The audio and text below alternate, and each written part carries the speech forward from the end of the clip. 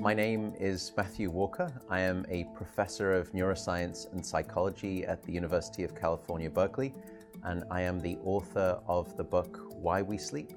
We certainly know that a lack of sleep will actually prevent your brain from being able to initially make new memories.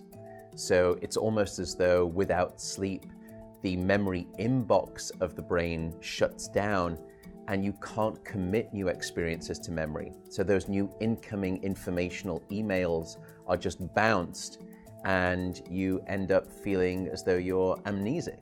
You can't essentially make and create those new memories. We also know that a lack of sleep will lead to an increased development of a toxic protein in the brain that is called beta amyloid, and that is associated with Alzheimer's disease, because it is during deep sleep at night when a sewage system within the brain actually kicks into high gear and it starts to wash away this toxic protein, beta amyloid.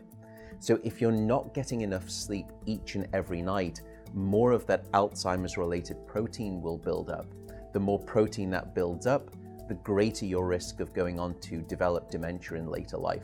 What are the effects of sleep deprivation on the body? Well, there are many different effects. Firstly, we know that sleep deprivation affects the reproductive system. We know that men who are sleeping just 5 to 6 hours a night have a level of testosterone which is that of someone 10 years their senior. So a lack of sleep will age you by almost a decade in terms of that aspect of virility and wellness. We also know that a lack of sleep impacts your immune system. So after just one night of 4 to 5 hours of sleep, there is a 70% reduction in critical anti-cancer fighting immune cells called natural killer cells. And that's the reason that we know that short sleep duration predicts your risk for developing numerous forms of cancer. And that list currently includes cancer of the bowel, cancer of the prostate, as well as cancer of the breast.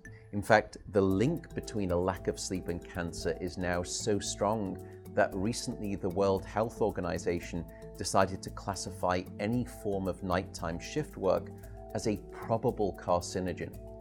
So in other words, jobs that may induce cancer because of a disruption of your sleep-wake rhythms. We also know that a lack of sleep impacts your cardiovascular system, because it is during deep sleep at night that you receive this most wonderful form of effectively blood pressure medication.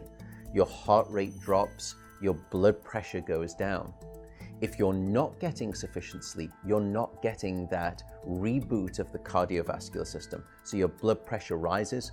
You have, if you're getting 6 hours of sleep or less, a 200% increased risk of having a fatal heart attack or a stroke in your lifetime. There is a global experiment that is performed on 1.6 billion people twice a year, and it's called daylight savings time.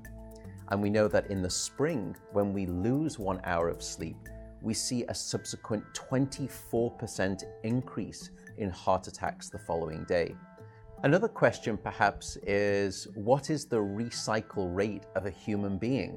How long can we actually last without sleep before we start to see declines in your brain function or even impairments within your body? And the answer seems to be about 16 hours of wakefulness. Once you get past 16 hours of being awake, that's when we start to see mental deterioration and physiological deterioration in the body. We know that after you've been awake for 19 or 20 hours, your mental capacity is so impaired that you would be as deficient as someone who is legally drunk behind the wheel of a car. So if you were to ask me what is the recycle rate of a human being, it does seem to be about 16 hours, and we need about 8 hours of sleep to repair the damage of wakefulness. Wakefulness essentially is low-level brain damage.